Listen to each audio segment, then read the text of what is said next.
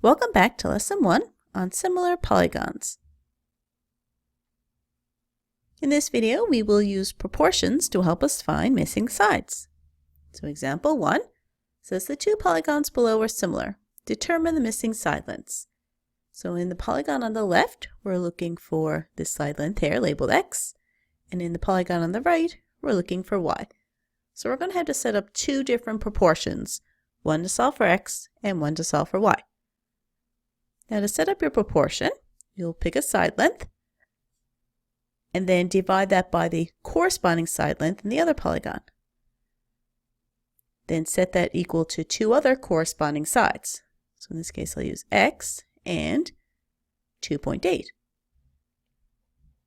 Now I could have set up this proportion in a few other ways. For example, I could have started with the larger polygon and said 7 over 5 is equal to 2.8 over x. Or if you wanted to start with the side length you're looking for, you can say x over 2.8 is equal to 5 over 7. Now just as there's various correct ways to set up the proportion, there are various incorrect ways as well. So let me just show you an incorrect proportion. If I said x over 2.8 is equal to 7 over 5, that would be incorrect, as if I start with this value over here on the left, x, and then go over to 2.8 over on the right, then I can't go from right, 7, over here to left, which is 5. I always have to go in the same direction if I am setting up a proportion, like I have done in the above correct proportions. I always went from the left diagram over to the right, or the right diagram over to left. So now pick any one of the correct proportions and solve for x. So I'm just going to use the first one, 5 over 7 equals x over 2.8. And to solve, I'm going to have to cross multiply.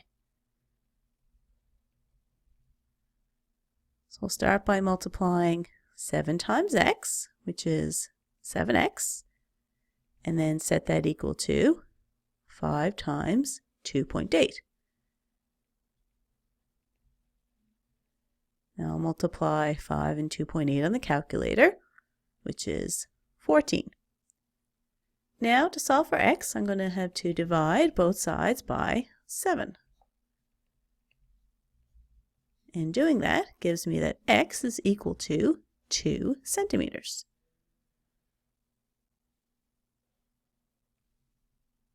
Now I need to set up another proportion to solve for y. Y over 6. Now I can set that equal to a couple of different ratios because I now know that x is 2 centimeters. So I can say it's equal to 2.8 over 2, or I can say it's equal to 7 over 5. So I'm going to use 7 over 5. Now cross multiplying, I get 5y is equal to 6 times 7, which is 42. Now I need to divide by 5. And so I get y is equal to 8.4 centimeters.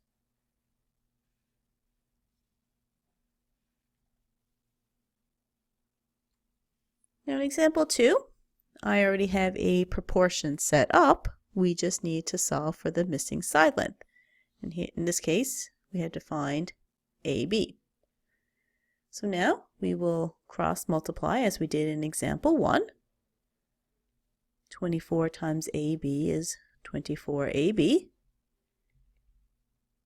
Then I'll set that equal to 4 times 18.